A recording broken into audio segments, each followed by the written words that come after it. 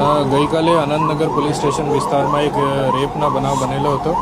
એમાં અમદાવાદ પોલીસની અને જુદા જુદા ટીમ બનાવીને આરોપી ધરમસિંહ રામશંકરસિંહની ગણતરીને કલાકોમાં ધરપકડ થઈ હતી. તે પછી એને મેડિકલ કરાવીને અને એને ડીએનએ સેમ્પલિંગ પર કરાવી દીધા હતા.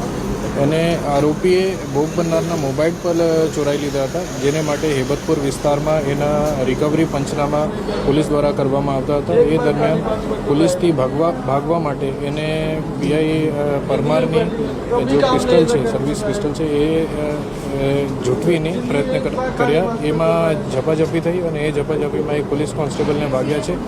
અને એના પછી પોલીસે ઓવરકમ કરવા માટે એને પ્રયત્ન કર્યા અને એમાં બીજી પણ રાઉન્ડ ફાયર થયા. એ રાઉન્ડ એને પગમાં વાગ્યા છે. પોલીસ કોન્સ્ટેબલ અત્યારે સ્ટેબલ છે અને જો આરોપી છે એની પર સારવાર ચાલુ છે.